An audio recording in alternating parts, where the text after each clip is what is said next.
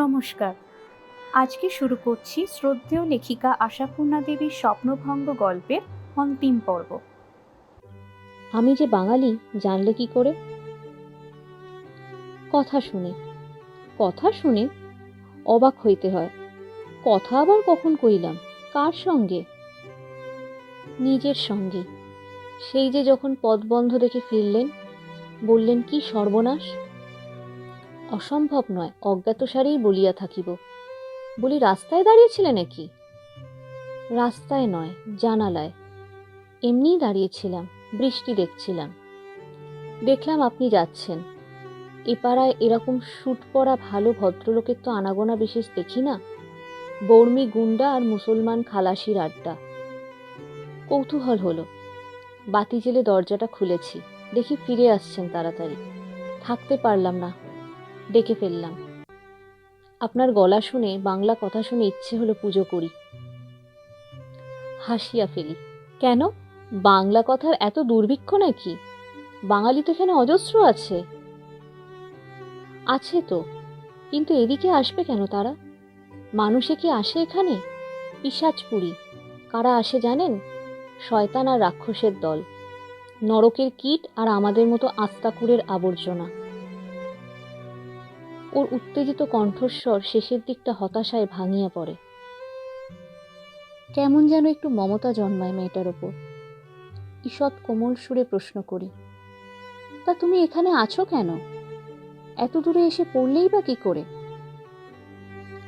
সে অনেক ইতিহাস, শুনলে হয়তো আপনি ঘৃণায় মুখ ফিরিয়ে নেবেন। আজ 7 বছর ধরে যে নরক যন্ত্রণা ভোগ করছি, তা মনে করলে নিজেই শিউরে উঠি। আশ্চর্য হয়ে যায় যে এত লাঞ্ছনাতেও বেঁচে আছি কি করে। তবু বেঁচেও রয়েছি। আশা হয় হয়তোবা কখনো মানুষের মতন করে বাঁচব। এই হীন জঘন্য জীবনই যে আমার একমাত্র জীবন, আমি এখনো ভাবতে পারিনি। আহা বেচারা, হয়তো ভালো ঘরেরই মেয়ে ছিল, কে জানে কি ওর ইতিহাস। শ্যামবাজারে তোমার কেউ আছে বুঝি? প্রশ্ন করি। কেউ? সব সব সবাই আছে আমার সেখানে। আমাদেরই বাড়ি যে, দেখেননি আপনি? বাজারের দিকে যেতে ডান হাতি গোলাপি রঙের বাড়ি, পাশের দিকে দেওয়াল, একটু একটু শ্যাওলা পড়া, রংচটা সবুজ জানালা দরজা। মেরামত করা আর হয়ে ওঠে না। দেখেছেন তো সে বাড়ি? সারা কলিকাতা শহরে নিত্য পথের দুই ধারে ওরকম বাড়ি অসংখ্য আছে, অজস্র দেখিয়াছি। আলাদা করিয়া মনে রাখার কথা নয়, তবু ওর আগ্রহ ব্যাকুল ভাবটা দমাইতে ইচ্ছে হয় না। অল্প চিন্তার ভান করিয়া বলি, হ্যাঁ হ্যাঁ, মনে পড়ছে যেন। দেওয়ালের বালিটালিও কত খসে গেছে, শ্যাওলা তো বিলক্ষণ। ঠিক ঠিক ধরেছেন আপনি। উৎসাহে আর উত্তেজনায় ওর গলার স্বর যেন বুঝিয়ে আসে। সেই বাড়ি, হ্যাঁ। খারাপ হয়ে তো যাবেই আরো। তারপর থেকে 7 বছর হয়ে গেল। বাবার কি আর বাড়ি মেরামত করবার শখ আছে? মুখে চুনকালি পড়ে গেছে। উফ, আমারই জন্যে। আচ্ছা, জ্ঞানপাপী বটে। অপেক্ষাকৃত কঠিন সুরে প্রশ্ন করি, যাতে চুনকালি পড়ে এমন কাজ করেছিলে কেন? নিয়তি আমার। বয়স ছিল কম, বুদ্ধি বিবেচনা আরো কম। চৌকাঠের বাইরে পা দেওয়া মানেই যে আগুনে ঝাঁপ দেওয়া, এই যদি জানতাম তখন। গভীর একটা নিঃশ্বাস ঘরের রুদ্ধ বাতাসকে আরো মন্থর করিয়া তোলে। নিস্তব্ধতা ভাঙে ওই আগে। আপনি রাগ করছেন, কিন্তু যদি শুনতেন আমার জীবনের কাহিনী, বুঝতেন কত অসহায় আমরা। ভেবে দেখুন দেখিন, মাত্র 15-16 বছরের একটা মেয়ে, জ্ঞান বুদ্ধিহীন, বিদ্যে যার স্কুলের 2nd ক্লাস পর্যন্ত। স্কুলে পড়েছিলে নাকি? কোন স্কুলে? বাধা দিয়া প্রশ্ন করি। পড়েছি, বিনাপানি স্কুলে। আমার নিজের নামটাও আবার বিনাপানি ছিল। মেয়েরা এত খ্যাপাতো। আমার বড় ভাইজিটাও বিনাপানিতে পড়ে, ক্লাস 9-এই পড়ে। মনে পড়িতেই বিদ্বেষ বিমুখ চিত্ত অজ্ঞাতসারেই কেমন যেন স্নেহকোমল হইয়া আসে। আন্তরিকতার সঙ্গেই প্রশ্ন করিয়া যাই, মমতার সঙ্গে শুনিতে থাকি ওর উৎপীড়িত জীবনের শোচনীয় ইতিবৃত্ত। ক্ষুধিত বর্বরতার নৃশংস কাহিনী হয়তো এমনই হয়, হামেশাই এমনই ঘটে। এ কাহিনীতেও মৌলিকত্ব কিছুই নাই, তবু বড় ভয়ঙ্কর, বড় করুণ। প্রচ্ছন্ন প্রেমের বেদনায় মধুর সৌন্দর্যের হৃদয় অম্লান ফুলের মতো পাতার অন্তরালে নিঃশব্দে ফুটিয়া থাকিতে পারিত। পশুর দুর্দান্ত লালসা তাহাকে ছিঁড়িয়া দিয়াছে ধূলিধূসর রাজপথে, টানিয়া লইয়া গিয়াছে কঙ্করা কীর্ণ কঠিন প্রান্তরে, ঠেলিয়া দিয়াছে কাঁটার জঙ্গলে। সেখানে কত সংগ্রাম, কত ঝড়। ঝড়ের ঝাপটে তুচ্ছ তৃণখণ্ড কোথা হইতে কোথায় উড়িয়া পড়ে, কে তাহার হিসাব রাখে? একদা যাহার নাম ছিল বীণাপাণি, অতি সাধারণ এক গৃহস্থ ঘরের চারিখানি দেওয়ালের অন্তরালে কল্যাণী মূর্তিতে বেড়াইত। আজ আর তাহাকে মনে রাখিবার দায়িত্ব কাহারও নাই। জানিতে চাহিলে হয়তো বলিবে, বীণাপাণি বলিয়া কেউ ছিল না, বীণাপাণি বলিয়া যে ছিল, মরিয়াছে। পুরুষ মানুষ হইলেও ঘরের বাহিরের যথার্থ পরিচয়টা কি, ছদ্মবেশী দুনিয়াখানার আসল চেহারা কত ভীষণ, সে সম্বন্ধে সত্যই কোনো বোধ ছিল না। মানুষের মুখে উপন্যাসের ঘটনা শুনিয়া অভিভূত হইয়া পড়ি। উপন্যাস বটে, কিন্তু অক্ষম লেখকের কুলিখিত উপন্যাস। আজ আর ফিরাইয়া লেখা চলে না, ফিরাইয়া দেওয়া যায় না ওকে সুন্দর না হোক সরল একটি জীবন, নিশ্চিন্ত জীবন। আগ্রহের সঙ্গে প্রশ্ন করি, তুমি পালাতে চেষ্টা করো না কেন? পালাতে কি ক্ষমতা আমার? এরা যদি জানতে পারে, কেটে টুকরো টুকরো করে ফেলবে না? এদের তো জানেন না আপনি, কথায় কথায় ছোড়া দেখিয়ে শাসায়, এতটুকু অবাধ্য হলে লোহা তাতিয়ে ছ্যাঁকা দেয়। মানুষের চেহারা নিয়ে পৃথিবীতে ঘুরে বেড়ায় পিশাচ, রাক্ষস, শয়তান, নরকের কীট। এখন যার অধীনে আছি আমি, বুড়ো চীনে ম্যান একটা। ওরকম জঘন্য প্রকৃতির লোক পৃথিবীতে আর আছে কিনা ঈশ্বর বলতে পারেন। শুধু অর্ধেক দিন নেশায় বেহুশ হয়ে পড়ে থাকে, এই সুবিধে। একটা মগ গুন্ডার কাছে 30 টাকা দিয়ে কিনে নিয়েছিল আমায়। সে লোকটাই কি কম সাংঘাতিক ছিল? 3টে খুন করেছিল সে। এই যে আপনি বসে আছেন, তাদের চোখে পড়লে আস্ত রাখতো? অজ্ঞাতসারে কাঁপিয়া উঠি, সভয়ে পিছনের অন্ধকার পানে তাকাই, কি জানি কেউ ছুঁড়া উচাইয়া নাই তো। বীণাপাণি আমার অবস্থা বুঝিয়া অল্প হাসে, বলে, না, আজ আর ভয়ের কিছু নেই। আজ ওরা ডাকাতি করতে যাবে এক জায়গায়, কাল সন্ধ্যের আগে আসবে বলে মনে হয় না। আশ্বাসের কথা শুনিয়া হাতে পায়ে খিল ধরিয়া আসে। কিসব ভয়ঙ্কর কথাবার্তা! 2 হাত ব্যবধানের মধ্যে স্বচ্ছন্দে সহজ ভাষায় যাহার সঙ্গে গল্প করিতেছি, সেই মেয়ে ডাকাতের ঘর করে। ঘরের যাহারা বাসিন্দা হয়তো এই ঘরে বসিয়া ছোড়া সানাইয়াছে মানুষের বুকে বসাইতে। এই মুহূর্তে এ স্থান ত্যাগ করিবার জন্য ভিতরটা ছটপট করিয়া ওঠে। কিন্তু সকালের এখনো অনেক বাকি, তবু তো ঘরে আছি। পথে নামিবার সঙ্গে সঙ্গে কেহ একঘা লাঠি বসাইয়া দিবে কিনা তাহারই বা নিশ্চয়তা কি? হতাশ ভাবে বলি, তাহলে তোমার দেখছি কোনো আশাই নেই। ত্রস্তভাবে এদিক ওদিক চাহিয়া বীণাপাণি চুপি চুপি বলে বসে, চুপ, দেওয়ালের কান আছে জানেন তো? আশা ছিল না, একটু হয়েছে। আপনার কাছে অবশ্য বাধা নেই, বাঙালি ভদ্রলোক, একরকম বন্ধুই আমার। উপায়টা কি জানেন? স্কুলে যখন পড়তাম, সেলাই শেখাতেন মিশনারি মেম একজন, মিসেস উড। বিপন্ন মেয়েদের উদ্ধার করা বা তাদের সৎপথে চলবার সুযোগ দেওয়াই তার জীবনের ব্রত। অনেক চেষ্টায় তার ঠিকানা সংগ্রহ করে একটা চিঠি দিয়েছিলাম। সব কথা অবশ্য খুলে বলতে পারিনি, মানুষে পারেও না। বলেছি বিধবা, নিরশ্রয়। তিনি আশ্রয় দিতে রাজি হয়েছেন, লিখেছেন তার কাছে পৌঁছতে পারলেই আমার ভার নেবেন। তা পৌঁছতে হলে চাই টাকা আর সুযোগ, পালাবার সুযোগ। মনে করেছি শেষ চেষ্টা একদিন করবই, প্রাণপণ করে করব। কথায় বলে, মরার বাড়া গাল নেই, তা মরেই তো আছি একরকম। মনে করেছি সরে পড়ব, বাঁচি বাঁচব, মরি মরব। চিনে বুড়োকে জলের সঙ্গে ঘুমের ওষুধ দিয়ে দিনের বেলায় পালাতে হবে, বুঝলেন? রাত্রে বেরোলে ধরা পড়ার সম্ভাবনা বেশি। এখানকার লোকগুলো নিশাচর কি না? একবার যদি যেতে পারি মিসেস উডের আশ্রয়ে, নিশ্চিন্ত আশ্রয়, যেখানে অন্তত পুরুষ মানুষ নেই। পৃথিবীর বাইরেও যদি এমন কোনো দেশ থাকতো যেখানে পুরুষের মুখ দেখতে হয় না। ঈষৎ আহতভাবে বলি, সব পুরুষ মানুষে কি সমান? বেশিরভাগ। বিষাদমান কণ্ঠে উত্তর দেয় বীণা। আপনার মতন মহতার কজন আছে বলুন? মহত্ব তো কত, বিনয় করিয়া বলি। আছে, আপনি বুঝবেন না। বয়সে বড় হলেও অনেক ছেলে মানুষ আছেন এখনো। সে যাক, কিন্তু একটু ঘুম হলো না আপনার? অসুখ করবে। হঠাৎ খেয়াল হয় সত্যিই ভারী ঘুম পাইতেছে, কিন্তু ঘুমানো চলে না। তবে শুধু ক্লান্তি দূর করিতে চোখের পাতা দুইটা বুঝাইয়া চুপচাপ কিছুক্ষণ পড়িয়া থাকিলেও একটু আরাম পাওয়া যায়। কিন্তু একে কিছু সাহায্য করিতেই হয়, টাকার সঙ্গে যখন আছেও কিছু। একটু চুপ করিয়া বলি, যাবার জন্যে টাকার কি করেছ? টাকা?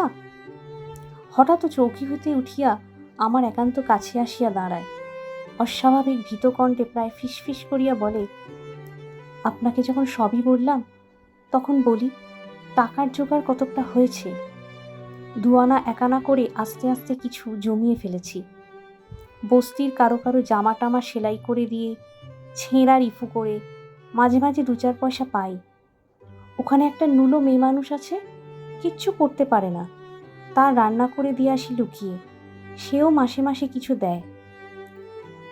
তাছাড়া চিনেটার যেদিন মন ভালো থাকে একটু ঢোক গিলিয়া চুপ করিয়া যায়। আবার কিছুক্ষণ পরে পূর্বকথার জেদ টানিয়া বলে, তবু এখনো আরো 5-7 টাকা হলে ভালো হয়। পরে যাবার মতো একটা ভদ্র কাপড় জামাও নেই। কিন্তু কতদিনে যে হবে ভগবানই জানেন। যদি একবার ঘুণাক্ষরেও জানতে পারে ওরা টাকার কথা, ঠিক কেড়ে নেবে, খুন করে কেড়ে নেবে। এক একটি পয়সা আমার ভবিষ্যতের স্বপ্ন। এও তবু একরকম আছি। চিনেটা কি বলে জানেন?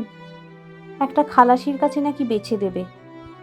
জাহাজের খালাসি, চাট গেঁয়ে মুসলমান। কি ভয়ঙ্কর চেহারা! দেখলে আপনি পুরুষ মানুষ হয়তো তাও মূর্ছা যেতেন। এসেছিল একদিন, দরে পড়ল না।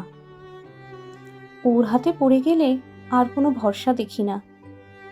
আগেই যাতে পালাতে পারি, এই দিন রাত্রিরের প্রার্থনা। ভগবান কি মুখ তুলে চাইবেন না? যখন ভাবি আবার কলকাতায় যেতে পাবো, ভদ্রলোকের মতন দিন কাটাতে পাবো, এত যন্ত্রণাও যেন সহ্য হয়ে আসে। স্বর্গের আশায় নরক যন্ত্রণা ভোলা আর কি। আচ্ছা, এততেও কি প্রায়শ্চিত্ত হয়নি আমার? উত্তর দিবার কথা খুঁজিয়া পাই না বলিয়া চুপ করিয়া থাকিতে হয়। মনে মনে প্রতিজ্ঞা করি, বাকি টাকাটা আমিই রাখিয়া যাইব। কাছেই তো আছে। ওর ব্যাকুলতা ও আসন্ন বিপদের আশঙ্কা দেখিয়া মনে হয়, এখনই এই দণ্ডেই যদি উহাকে এই ক্লেদাক্ত সংস্রব মুক্ত করিয়া লইয়া যাইতে পারিতাম। নিতান্তই অসম্ভব কি? মনকে প্রশ্ন করি, উত্তর পাই না। আমার নাবালকত্বই বিবেককে মুখ করিয়া রাখে। সাহস কোথায়? সমাজের ভয়, সুনামের ভয়, সংস্কারের ভয়, নামহীন অজানা ভয়। চোখ মেলিয়া চাহিতেই দেখি রীতিমতো সূর্যালোক। মেঘমুক্ত আকাশ যেন গত রাত্রের সমস্ত দুর্যোগকে ব্যঙ্গ করিয়া নিঃশব্দে হাসিতেছে। হঠাৎ ভোরের দিকে ঘুমাইয়া পড়িয়াছিলাম। দিনের আলোয় চারিদিক চাহিয়া ঘৃণায় সর্বশরীর সংকুচিত হইয়া আসে। ময়লা দুর্গন্ধ জামাকাপড়ের রাশি, ছেঁড়া জুতার পাটি, ভাঙা সোরাই, ফুটা এনামেলের গ্লাস, ধূমপানের সরঞ্জাম ইতস্তত ছড়ানো। মেঝের ধুলা যে কতদিন ঝাড়া হয় নাই ঈশ্বর জানেন। পোড়া দেশলাই কাঠি স্তূপ তাহার নীরব সাক্ষী।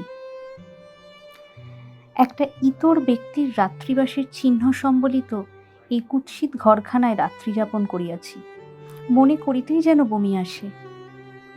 বিনাপানি ঘরে নাই, না বলিয়া চলিয়া যাওয়া যায় না, অথচ তিলার্ধ সময় এখানে দাঁড়াইয়া অপেক্ষা করিতে রুচি হয় না। অধৈর্যভাবে মিনিট 2 পায়চারি করি। ডাকিবারই বা সুবিধা কই? কোথাও পাত্তাই নাই। দূর ছাই, টাকাটা এখানে রাখিয়া সরিয়া পড়ি।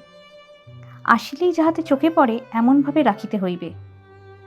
গোটা 10 না আরো কিছু বেশি? ভিজা কোটটা খুলিয়া চেয়ারের পিঠে রাখিয়াছিলাম। তাড়াতাড়ি গায়ে দিয়া ভিতরের পকেটে হাত দিই। টাকা নাই। 25 খানা নোট, একখানাও নাই, চিহ্ন মাত্র নাই। অথচ পাশের পকেটে পার্সটি ঠিক আছে। ইহাকেই বলে ধূর্তামি, সহজ যাহাতে ধরা পড়িতে না হয়। প্রভাত সূর্যের নির্মল আলো যেন নিবিড় অন্ধকারে পরিণত হয়। মাথা ঝিমঝিম করে, মনে হয় পড়িয়া যাইব বুঝি। ভাবি, বিনা পানি মানুষ যে কত শয়তান হইতে পারে সে কথা শুধু গল্প করিয়াও ক্ষান্ত হও নাই, প্রকৃষ্ট উদাহরণও দেখাইলে। আর একবার নিজের নাবালকত্বে ধিক্কার দিই। কত সহজেই অভিভূত হইয়া পড়ি। 2টা করুণ কথা, 2 বিন্দু চোখের জল। অথচ আজীবন শুনিয়া আসিতেছি উহারা ছলনাময়ীর অভিনেত্রী জাত। কিন্তু এমনি একটা বাজে মেয়ে অনায়াসে জিতিয়া যাইবে? টাকাটা এমন কিছু অগাধ নয়, পকেট মারা গেলে সহিত, কিন্তু এ ক্ষতিটা যেন অসহ্য। না, টাকা আমি বাহির করিবই, করিতে হইবেই। দেখি চোরের উপর বাটপাড়ি চলে কিনা। ঘৃণা বিসর্জন দিয়া ঘরের জিনিসপত্র ওলট পালট করিয়া খুঁজি। রাখিবে কোথায়? বাক্স ফাক্স বালাই তো ঘরে নাই। অবিশ্বাস্য কথা সত্য হইলেও নাকি গোপন রাখাই রীতি। বিচক্ষণ ব্যক্তিদের তাই মত, তবু না বলিয়া পারি না। হারানিধি ফিরিয়া পাইলাম। সহসা যেন দৈব নির্দেশেই চোখে পড়িয়া যায়। দেওয়ালের গায়ে মহাত্মা গান্ধীর একখানা ধূলি ধূসরিত বিবর্ণ ছবি টাঙানো। তাহারই পিছনে পুরনো খবরের কাগজে মোড়া একটা ছোট বান্ডিল উঁকি মারিতেছে। সন্দেহ থাকে না, পারিয়া লই। দ্বিধা করিবার আছেই বা কি? একটি একটি করিয়া গনিয়া লই 25 খানি নোট, 1 টাকার। না, একটা কম। বোধ করি এখনই খরচ করিতে লইয়া গিয়াছে। এইবার আসিয়া বুঝিও হে বিনাপানি, বুদ্ধি তোমার একচেটে সম্পত্তি নয়। বিনা বাক্যে চুলগুলা হাত চালাইয়া পাট করিয়া টুপিটা মাথায় চাপাই। ট্রাউজারের পা 2টি টানিয়া চোস্ত করি। রুমাল ঘষিয়া মুখের যতটা উন্নতি সাধন সম্ভব সারিয়া গম্ভীর চালে বাহির হইয়া পড়ি। ভগবানের কাছে একমাত্র কামনা যেন পরিচিত কাহার চোখে পড়িতে না হয়। কিন্তু পড়িতে হয়। ক্ষণকাল পূর্বে যাহার পরিচয় পাইয়া স্তম্ভিত হইয়া গিয়েছিলাম, সে বিনাপানি চোখে। 2 হাতে 2টা জল ভরা বালতি কোন চুলা হইতে ভরিয়া আনিয়াছে কে জানে। আমাকে দেখিয়া রীতিমতো থতমত খাইয়া যায়। যাইবারই কথা, বলে, আপনি চলে যাচ্ছেন? মুখ ধোবার জন্য ভালো জল আনলাম। যাক, যথেষ্ট হয়েছে। ব্যঙ্গহাস্যে ঠোঁট বাঁকাই। এরপর বোধহয় চায়ের লোভ দেখাবে। কিন্তু নিজেকে সবসময় অত চালাক ভাবতে নেই, বুঝলে বিনাপানি? হ্যাঁ, ভালো কথা। তোমাদের ঘরে রাত্রি কাটালে দাম দিতে হয় না? এই নাও।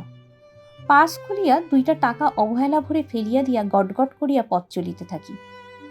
পিছনে চাহিবার প্রয়োজন অনুভব করি না।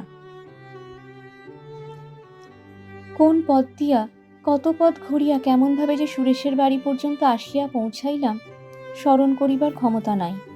শুধু মনে আছে মাথা যেন ছিঁড়িয়া পড়িতেছে, সর্বাঙ্গে দারুণ ব্যথা, বোধহয় জ্বর আসিতেছে। আশা বিচিত্র নয়, স্বাচ্ছন্দ্যে লালিত শরীর। সুরেশ বোধ করি আমারই প্রতীক্ষায় চিন্তিত মুখে ঘোরাঘুরি করিতেছিল। আমাকে পায়ে হাঁটিয়া সশরীরে আসিতে দেখিয়া বিদ্রুপ বিরক্তিস্বরে বলিয়া ওঠে, কি হে ছোকরা, রাস্তায় বেড়ানো অভ্যেস টভ্যেস ছিল নাকি, না এখানে এসেই হঠাৎ? ব্যস্তভাবে বলি, ভেতরে চলো সুরেশ, বোধহয় জ্বর আসছে। জ্বর আসছে? বলিস কি? চল চল। মুহূর্তে ওর মুখের চেহারার পরিবর্তন ঘটে। উদ্বিগ্ন স্বরে বলে, ব্যাপার কি বলতো? কাল সারা রাত ভোগান্তির এক শেষ, খুঁজে হয়রান, চেহারা দেখে যে ভয় করছে। হলো কি? বলছি ভাই সব, আগে জল খাবো এক গ্লাস। সত্য মিথ্যায় মিশাইয়া গত রাত্রের কতকটা বিবরণ দিই সুরেশকে। বিনা পানির কথা অবশেষে বাদ দিতেই হয়, মুখে আটকায়। সুরেশ আমার বিছানার ব্যবস্থা করিতে করিতে মৃদু হাস্যে বলে, ওহে বালক, মায়ের আঁচলটি ছেড়ে চলে আসা উচিত হয়নি তোমার। এই শহরে আজ 6 বছর কাটালাম, গুন্ডার টিকিও দেখলাম না। তুমি বাবা দেশে পা দিয়েছো আর তার কবলে পড়ে গেছো? হোপলেস। তাছাড়া এত কেয়ারলেস তুই? এতগুলো টাকা শুদ্ধ কোটটা আলনায় ফেলে চলে গেছিস। টাকা শুদ্ধ কোট? বিমূঢ় ভাবে চাহিয়া থাকি। কি এখনো হুঁশ হচ্ছে না বাবুর? যাই ভাগ্যিস চাকরটার চোখে পড়েনি, পয়লা নম্বরের চোর ওটা। দেখে আবার সরিয়ে রাখি। এই নে। বিছানা উল্টাইয়া গদির তলা হইতে একগোছা নোট বাহির করিয়া আমার হাতে দেয় সুরেশ। 25খানি নোট, 1 টাকার। খরচের সুবিধার জন্য কাল যেগুলো ভাঙাইয়া রাখিয়াছিলাম। এতক্ষণে খেয়ালে আসে কাল বাহির হইবার আগে গত 2 দিনের ব্যবহৃত কোটটা বদলাইয়া একটা টাটকা ইস্ত্রি করা কোট গায়ে দিয়েছিলাম। নূতন সাহেব, নূতন চাকরি। সুরেশ আমার তদারকির জন্য ব্যস্ত হইয়া ওঠে। হইবে বই কি, ঘরবাড়ি ছাড়িয়া বিদেশ বিভুঁইয়ে আসিয়া পড়িয়াছি। আসন্ন জ্বরের আচ্ছন্নতায় হঠাৎ একসময় মনে হয় অন্ধকার গহ্বরের মুখে দাঁড়াইয়া কাহাকে যেন ঠেলিয়া দিলাম। ভয়ার্ত একখানা মুখ, বিস্ময়ে বিস্ফারিত দৃষ্টি, মাথা তুলিয়া শ্বাস লইতে চেষ্টা করে, পারে না। তলাইয়া যাইতে থাকে, আরও নিচে, জাহান্নামের অতল তলায়, নিশ্চিত মৃত্যুর মুখে।